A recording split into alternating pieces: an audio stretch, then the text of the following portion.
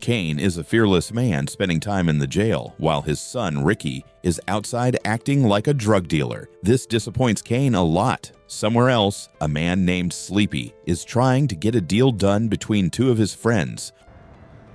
Sleepy? One of them named Redfoot, a notorious drug dealer, and the other is called T-Bone. Redfoot hopes that the deal will be done with no issues, hoping that Sleepy is not playing the role of a double agent since he will also be getting a cut. However, Sleepy assures Red that he has no interest in playing the bad guy. Soon, T-Bone arrives and bonds with his friend, Sleepy. However, tension soon begins to rise between T-Bone and Red as they immediately don't like each other. Even so, the deal goes smoothly and the two parties are quite happy, with T-Bone even leaving the area. While Red is celebrating the successful deal, all of a sudden a bunch of police officers, along with T-Bone, rushes to the scene,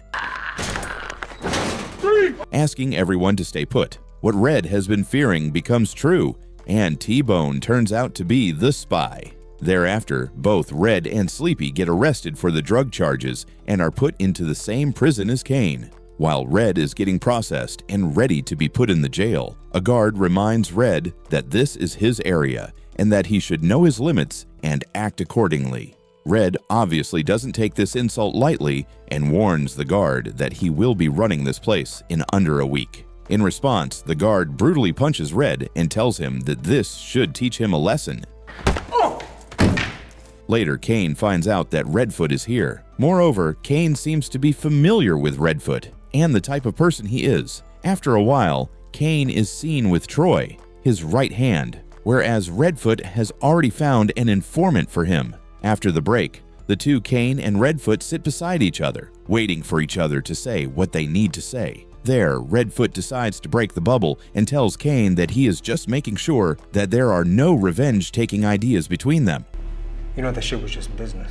Reminding Cain that he did what he did for the sake of business. Soon, Redfoot is asked to leave by the guards. Meanwhile, Cain sees a flashback where Redfoot betrayed him. Cain was a club owner, but the problem was that his club was in Redfoot's turf. Inside his club, Redfoot used to sell drugs, so Cain asked him to stop that. However, Redfoot didn't take it lightly and told Cain that it's his turf, so there will be his rules. But Cain reminds Redfoot that his turf ends right in front of the doorsteps of Cain. Later that night, Redfoot sends a couple of his men to silently execute one of Cain's men, and then head inside and take care of Cain and his wife. Soon, the police arrived, and that's how Cain ended up in jail with scars on his body from this tragic event. Back in the present, Redfoot finds out that he has gotten 203 years, whereas Sleepy has only gotten 23 months. So, he asks his men to take care of Sleepy, and they do, ever so easily. So Cain decides that it's high time he take care of Redfoot once and for all. For this, he asks his trusted man,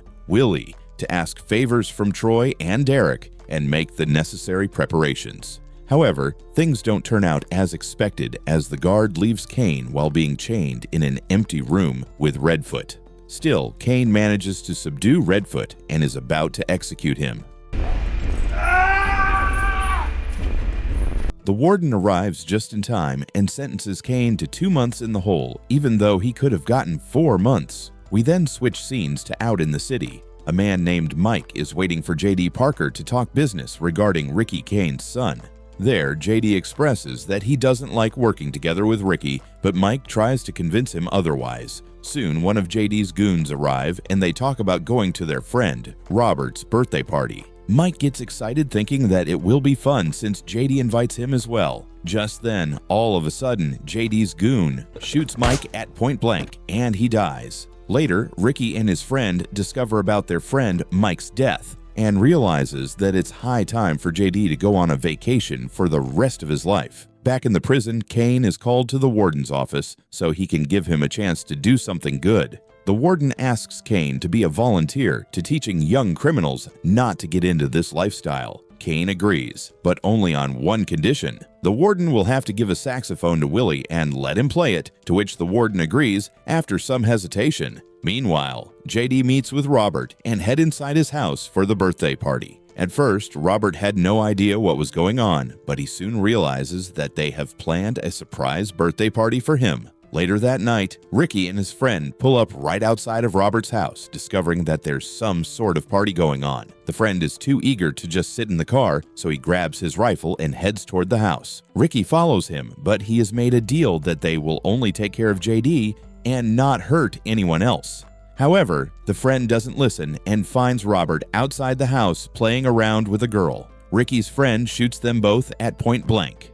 Then, JD comes outside after hearing the gunshots, only to find out that his dear friend has died. So he takes out his pistol and shoots Ricky's friend to death. However, Ricky acts quickly and shoots JD as well, but he doesn't die. In the meantime, the police arrives, prompting Ricky to drop his weapon and get on the ground, and this is how he gets arrested. In the prison, Warden calls for Cain once again and gives him the bad news that his son has been arrested for accessory of murder and has been sentenced to 7.5 years. Cain appears to not take this news in good faith and immediately requests to meet with his son.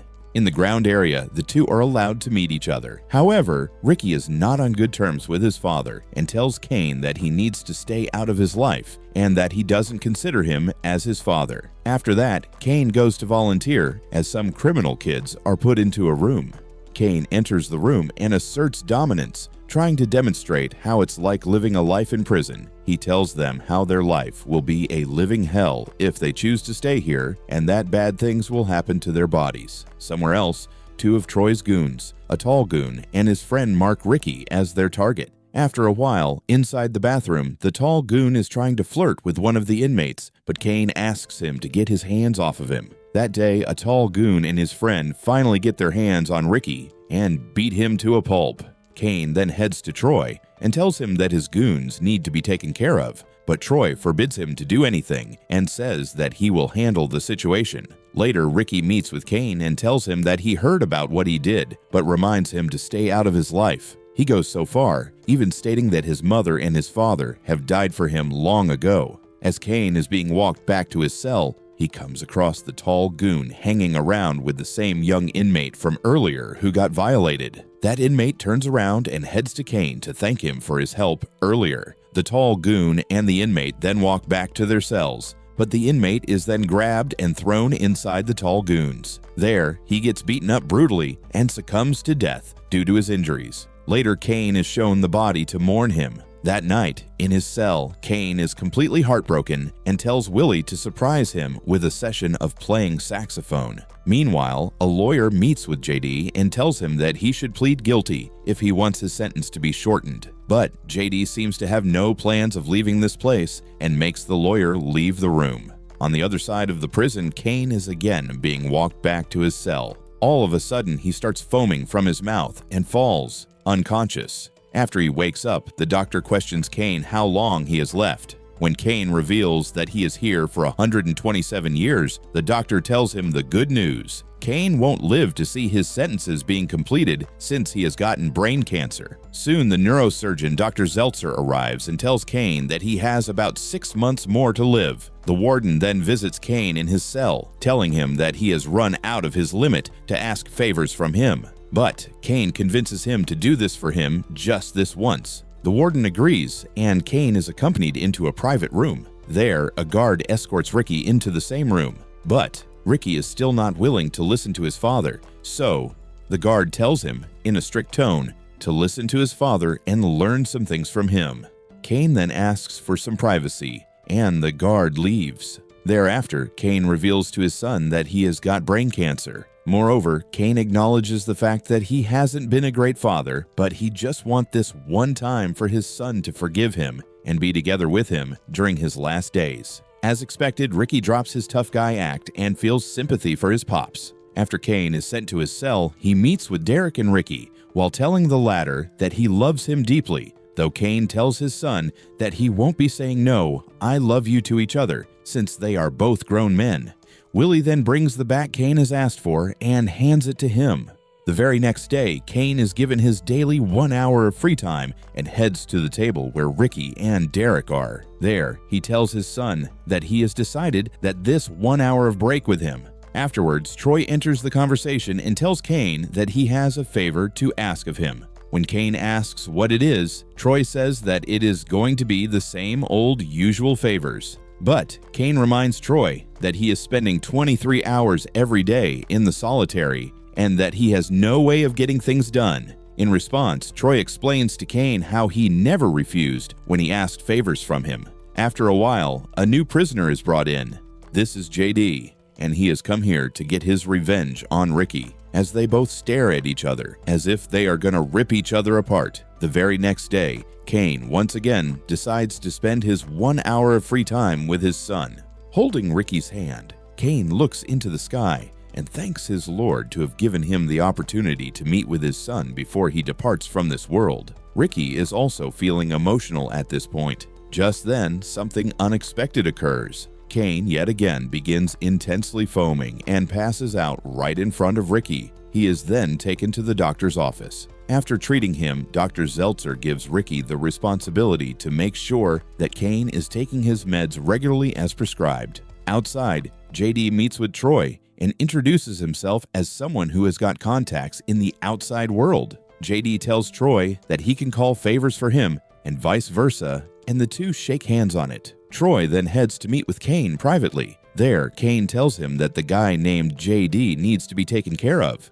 As for the details, Cain tells Troy that he should not ask for it. But Troy reveals to Cain that he is doing business with JD. In response, Cain tells Troy that the business won't be happening anymore, prompting Troy to feel insulted. He even complains to Cain, asking if his word doesn't mean anything now. With a straight face, Cain tells Troy that his word never meant anything anyways, and explains to Troy that he is the one calling shots only because he has allowed him to. Troy then gets up and leaves, visibly pissed off. He then heads to his cell area, gathers his men around, and tells him that they won't be working for Cain anymore. One of them objects, so he gets kicked out of the crew. Later, Troy heads to meet with JD and tells him that he will be getting a 25% cut if he can carry out the mission of taking care of Cain and his son. Meanwhile, Cain heads to meet with the warden and warns him that a storm is about to come. He further explains that the kid named JD is an assassin. Cain believes that JD needs to be taken care of since he laid his hands on his son.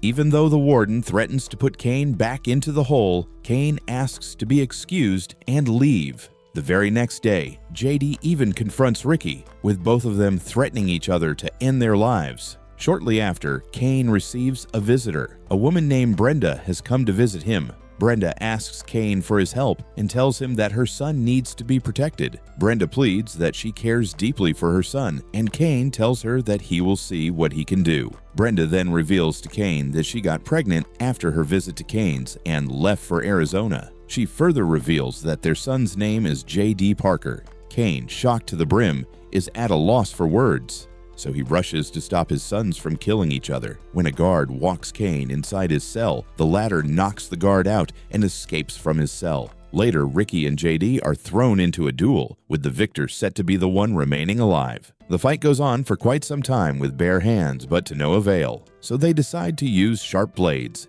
However, the horrific event takes place when JD is about to stab Ricky, and Cain steps in front of Ricky and takes the blow. Before losing his life, Cain reveals to JD and Ricky that they are both brothers. And just like that, Cain succumbs to his death.